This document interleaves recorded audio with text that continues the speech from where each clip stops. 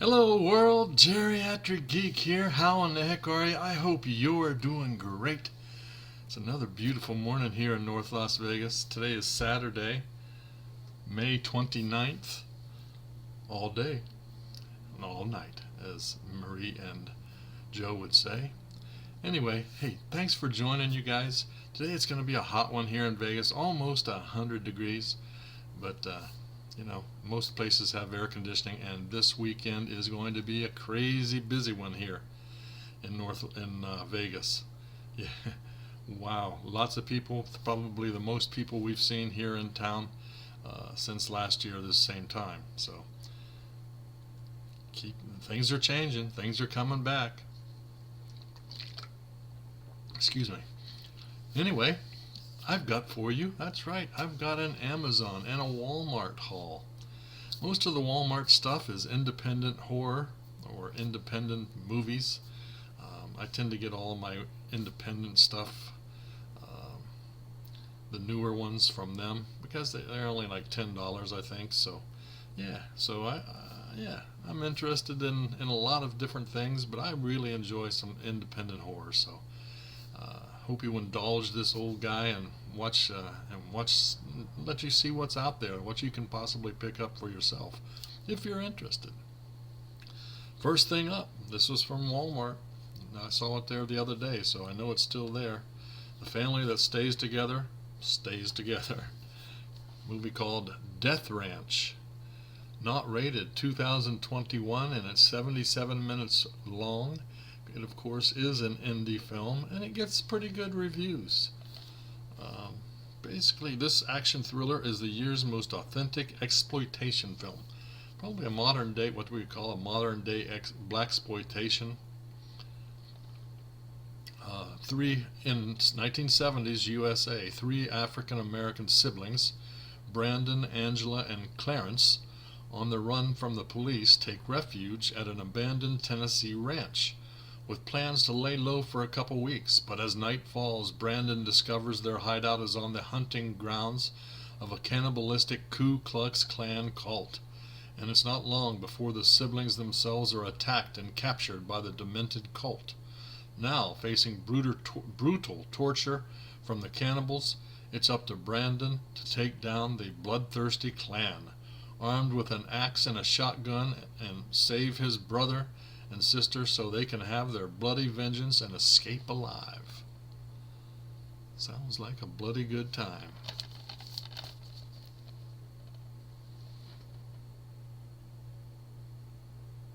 There you go. Let's see where I'm going to stash this. There we go. Next up, another indie, of course. Natalia Rymina and Nick Whitman in The Inheritance. That's right, The Inheritance. 88 minutes, not rated, from 2020. It's crappy reviews. I ain't gonna lie. Skeletons in the closet are the least of their problems. A woman's inheritance takes her to Europe, where she will uncover a dark and disturbing family secret.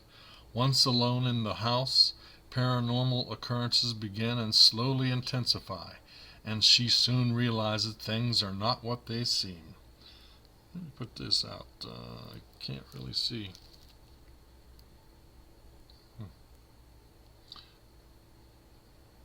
Firepower Entertainment, maybe? I know a bunch of you guys watch Adam the Woo. He did a film location video back probably a couple months ago, and I thought, wow, that's kind of an interesting concept, and it kind of takes place down in Orlando at Disneyland, or Disney World, excuse me. Yeah, so how many of you guys have seen this one? The Florida Project. R-rated, 111 minutes, from 2017. It gets really good reviews, like I said. And it was filmed in Walt Disney World, a lot of it. Basically, these in a stretch of highway just outside the most magical place on earth, 6-year-old Mooney and her ragtag band of playmates spend an unforgettable summer at the Magic Castle, a budget motel managed by Bobby.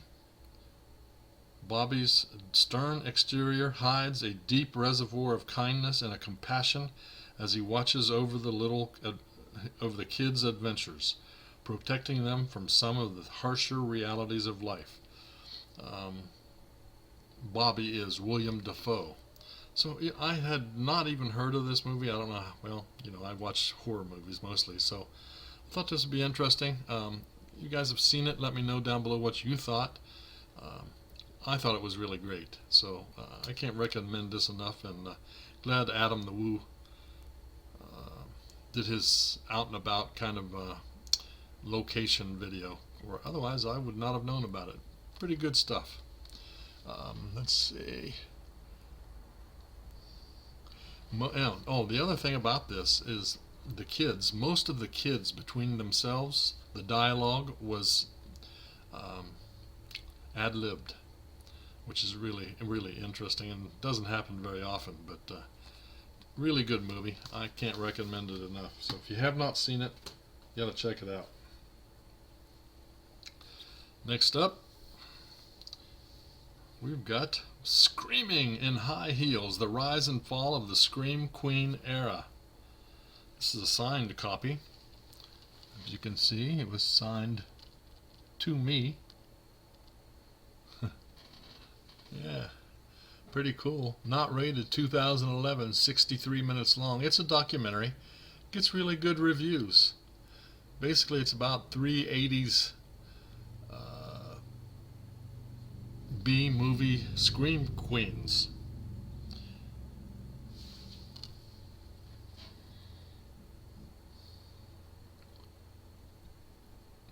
The world already had the likes of Fay Wray, Janet Leigh, and Jamie Lee Curtis, but by the mid-80s, a new type of actress ripped out the hearts of low-budget horror fans. By taking off their clothes and dying horribly, Linnea Quigley, Brink Stevens, and Michelle Bauer created the modern version of a scream queen, women who most likely star in low-budget, other often direct-to-video horror films. The hours were long and the pay was minimal, but these business-minded ladies unintentionally launched a trend by using their fame and looks to sell trading cards, model kits, comic books, 1-900 numbers, and even bars of soap. Soon they were being flown all over the world, meeting President Reagan and appearing on major talk shows. Then it all came crashing down. This is their breast-filled, blood-soaked story, featuring hundreds of film clips and interviews with the women themselves. I love these kind of documentaries. Have not watched this yet, so if you have seen it, let me know what you thought. Next up, a little more indie stuff. Phobias. Phobias, R-rated, 85 minutes from 2021. This gets crappy reviews also, but it appears to be very atmospheric, and it takes place kind of in a prison lab. So those of you who don't know, before I retired, I worked in a prison as a correctional counselor for 25 years, so I enjoy anything that has to do with prisons and inmates and that kind of thing. This is from the executive producer of Ready or Not. 5 dangerous patients suffering from extreme phobias at a government testing facility are put to the ultimate test under the supervision of a crazed doctor in his quest to weaponize fear. Put out by Vertical Entertainment. Phobias. Next up, now I have seen this one and I liked it. A lot of people, some folks like it, some folks don't. It's kind of one of those 50-50 things. It's from the producer of Get Out and Us. Antebellum. Antebellum, R-rated, 103 minutes from 2020. It's a mystery thriller. I think it's good, Basically an anti-slavery message. Lots of twists. If you haven't seen it, you ought to check it out. Successful author Veronica Henley is finishing a book. Let me turn my other light on. I can barely read. There we go. Hope that doesn't wash me out too bad. Is finishing a book tour before she returns home for her husband and daughter. But a shocking turn of events is about to upend Veronica's existence, plunging her into a horrifying reality that forces her to confront her past, present, and future. Before it's too late, from the producers of Get Out and Us comes this tense and provocative thriller with a terrifying twist. Indeed, it's a pretty good twist. If you have not seen this one, I recommend it. Pretty good. I liked it. Let me know down below if you did or did not, and why. Alright, we got a little Nicolas Cage. Nicolas Cage, that's right. In Willys Wonderland. 89 minutes, 2020. This is a comedy horror. And, yeah, it's birthday time. A quiet loner, Nicolas Cage, finds himself stranded in a remote town. When his car breaks down, unable to pay for the repairs he needs, he agrees to spend the night cleaning Willys Wonderland, an abandoned family fun center. But this Wonderland has a dark secret that the janitor is about to discover. He soon finds himself trapped inside Willys and is locked in on an epic battle with the possessed animatronic mascots that roam the halls. To survive, he must fight his way through each of them. Yeah, I love these things that take place in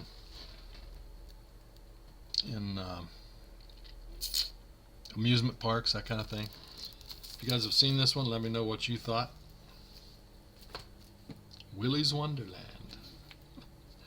Next up, this one I'm sure we will see soon in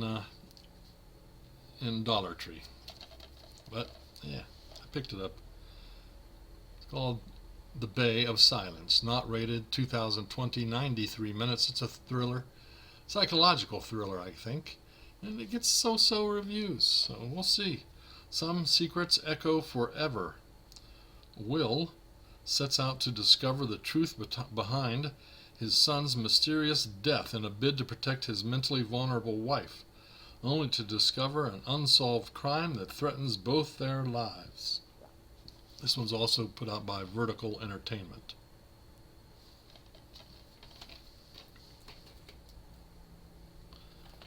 Next up, this had Thomas Jane in it, so I thought, you know what, I'm going to check that out. Anne H. I'm sorry if I'm screwing her name up, and Jason Patrick in The Vanished. R-rated, 2020, 114 minutes. It's a mystery thriller, and it gets pretty good reviews. I'm into it because Thomas Jane, I like him. How far would you go to find your daughter? An idyllic family vacation turns into a living nightmare for parents Paul and Wendy when their young daughter disappears without a trace. When the local sheriff fails to chase down any new leads, the frantic parents have no choice but to take matters into their own hands. As tensions mount and the list of suspects grows, the search for the truth leads to a shocking revelation where nothing is what it seems in this gripping psychological thriller. Yay! I love psychological thrillers.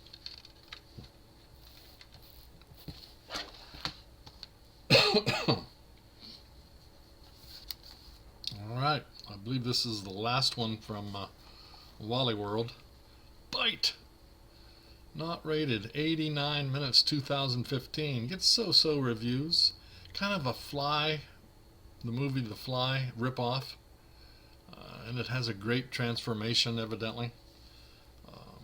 So, while on her bachelorette party getaway, bride-to-be Casey gets a seemingly harmless bite from an unknown insect. After returning home with cold feet, Casey tries to call off her wedding, but before she's able to, she starts exhibiting insect-like traits.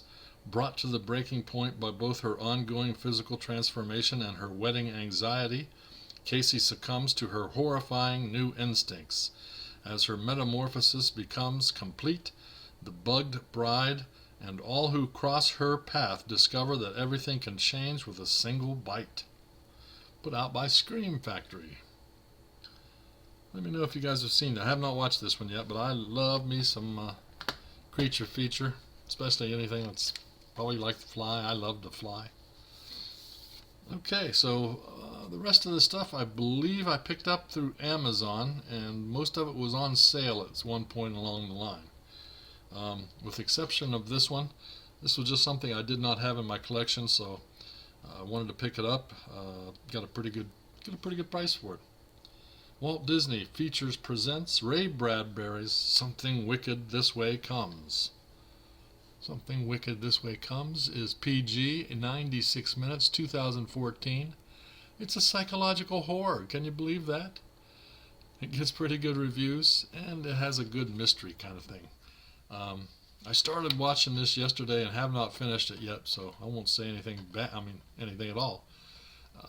Disney does very few horror related films. This is not really scary, but yeah. One of Ray Bradbury's most popular and intriguing novels of good and evil comes to life in this spine-tingling motion picture. On a grim and gusty October day in Greentown, Illinois, two young boys encounter a distressed man who foretells of danger blowing their way. Soon after, the town is visited by a seductive stranger named Mr. Dark and his pandemonium carnival. Terrifying things begin to happen when the adventurous boys stumble onto the carnival's deadly and destructive secret. Beware, something wicked this way comes, and frightening surprises follow. If you guys have seen this, let me know what you thought of it. I'm enjoying it so far, so hope to finish that off this morning. Daddy's Gone A-Hunting in The Forest. The Forest, R-rated, 85 minutes from 1982. This is a Code Red release. It gets crappy reviews. Very low budget, evidently. But, yeah. It looks like a nice slasher. Nice slasher, I say. Two couples plan a trip into the forest, but they didn't count on a killer on the loose with a taste for human flesh.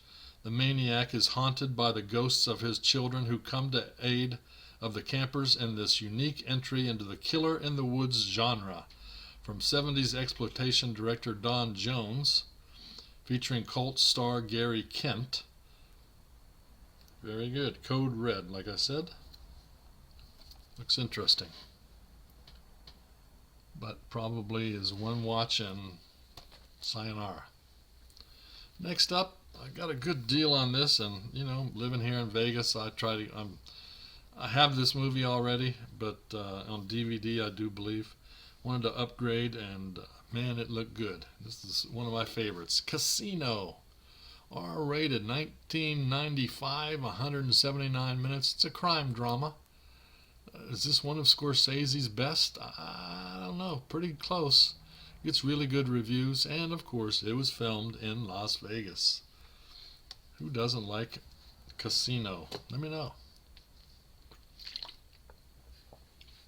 Robert De Niro, Sharon Stone, and Joe Pesci star in director Martin Scorsese's riveting look at how blind ambition, white-hot passion, and 24-karat greed toppled an empire. Las Vegas, 1973, is the setting for this fact-based story about the mob's multi-dollar casino operation, where fortunes and lives were made and lost with a roll of the dice. Put out by Universal. Next up, another good snag for very cheap. Some more, a little bit of comedy. Yeah, Warner Brothers Archive Collection, Tex Avery, Screwball Classics Volume 2. Not rated, 149 minutes. Gets pretty good reviews. I love this stuff. Welcome back for another three-ring circus of animated comedy from the legendary leader of cartoon fun, director Tex Avery. In the first ring, Avery serves up some of his finest one-shot creation cartoons featuring cats who hate people, wacky cuckoo clocks, kooky cavemen, and love-lorn French fleas. We also meet up again with Avery's attractive Red Riding Hood, a pair of amorous wolves, and his durable all-around fall guy, Spike. I I said, put out by Warner Archives. Trying to get all of these for a good price. Next up, a story of survival and the price some men pay for it. Hal Holbrook, one of my favorite actors, in Rituals.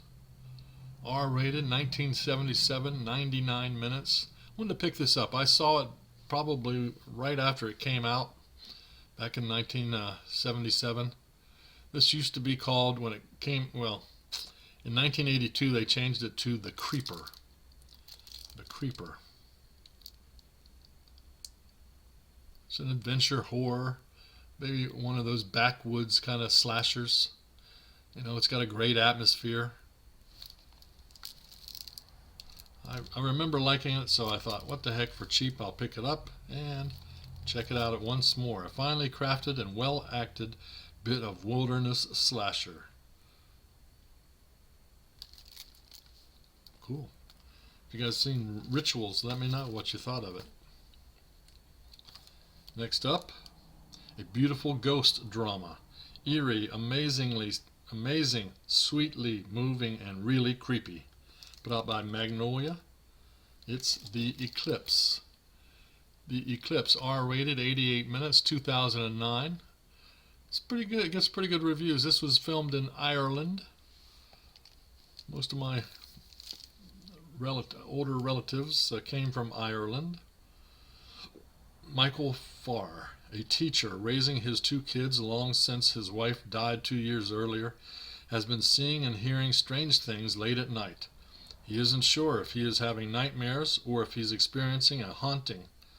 Working as a volunteer for an international literary festival, he was assigned to Lena Morell, an author of books about ghosts and the supernatural. Establishing a rapport with one another, Michael opens up and shares his terrifying experiences with her. However, Lena's attention is distracted by another novelist, Nicholas Holden, with whom she has had a brief affair.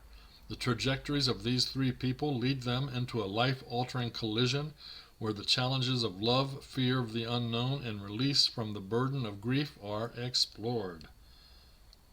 Yeah.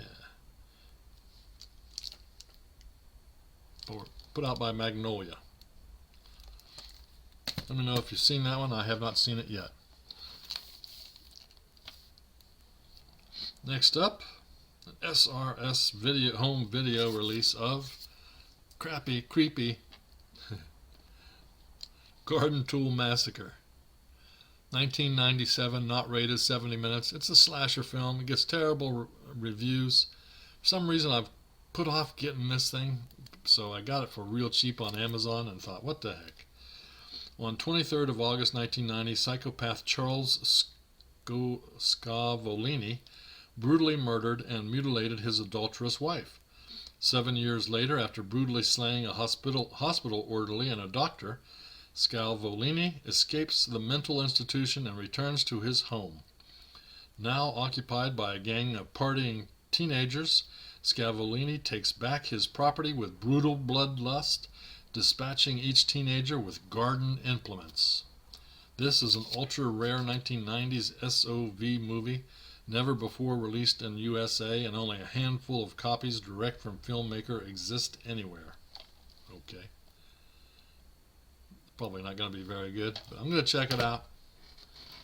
Next up, in a nice green case, we have All I Need.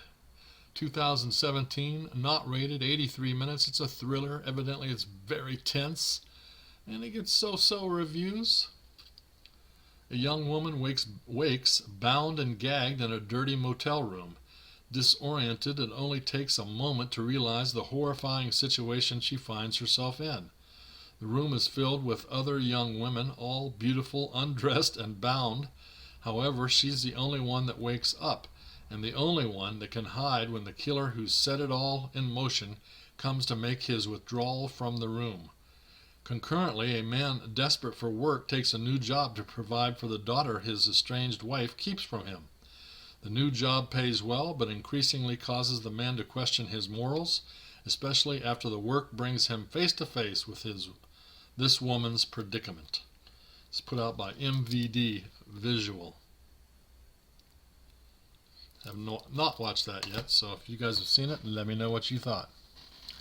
Next up, 15th anniversary edition of October Moon. Know nothing about this film or the other one. There's another film on here, November Sun. The October Moon's from 2005. It's 120 minutes long, and it's not rated. The November Sun is from 2008, 104 minutes, and it's a comedy horror, evidently. Decent tension is generated, speaks with a universal candor that makes us connect with the characters. The suspense builds with a maddening intensity to an extreme climax. Okay. This evidently has horror, gay, lesbian themes. 15 years ago, an indie film company known for releasing titles for the horror counterculture took a chance on a subgenre not yet attempted, gay-themed horror. The result was October Moon, an instant success which garnered an immediate cult following. Let me know if you've seen either of these and what you thought. Next up, kind of one of my favorite, well, not big favorite, but I liked it. Catherine Isabel and Emily Perkins in Ginger Snaps Back. How many of you guys remember Ginger Snaps? Ginger Snaps Back is R-rated, 2004, 94 minutes. This is really the prequel to Ginger Snaps. It's pretty good reviews. Of course, it's a werewolf film. Many people say it's better than Ginger Snaps. I haven't watched it yet, so I'm excited to check this out. In the 19th century, the Fitzgerald sisters, Ginger and Bridget, take refuge at Fort Bailey, home of the Northern Legion Trading Company. But the ground is cursed and no one leaves for fear of the monstrous beasts lurking in the area. Now Ginger and Bridget's vow to stay together forever gets tested as one of the sisters slowly slips into a darkening fate. Canadian film. But let me know if you guys have seen the Ginger Snaps series. Then we have The Curse is Back's Ginger Snaps Unleashed 2. R-rated, 93 minutes, from 2004. Pretty good reviews. It's the sequel to Ginger Snaps. So the other one was a prequel. This is a sequel. It's a psychological thriller. My favorite kind. Bridget is an addict. After mixing blood with her late sister Ginger in an attempt to learn more about the condition, she has been infected with the curse. Each day the curse in her grows stronger and she must increase her dosage of injections. When she is found laying face down in the snow after a near escape from another beast, she is thrown into drug rehab, locked behind doors without her life-saving antidote. Oh no. Let me know if you guys seen that one. Can't wait to check it out. And last but not least, I did not get this from Amazon or Walmart. I got this from a friend of mine that was I saw it in his Dollar Tree pickups. And I've talked about him before. He's got a big Instagram presence. This is from Arthur is the Bomb on Instagram. If you want to check him out. This is Dollar Tree, the Deadlands, R-rated, 107 minutes, from 2015. It's an action adventure done in New Zealand. I just thought it looked interesting, and he reached out to me and offered me a few different things. And I thought, yeah, I'll take that. So check out Art. He's on Instagram. I'll leave a link in the description below for his Instagram if you'd like to check him out. So there you go. There you go, guys. My pickups for Amazon, Walmart. I've got another video coming up real soon where I did some Redbox shopping. Yeah. So, hey, you guys, thank you so much for watching. If you like this video, give it a thumbs up and subscribe. I really do appreciate it. So, hey, thanks for watching. Next video also will have a giveaway. So, no giveaway this time. Next one, check it out. Until next time, you guys keep smiling. Keep a positive attitude. Peace.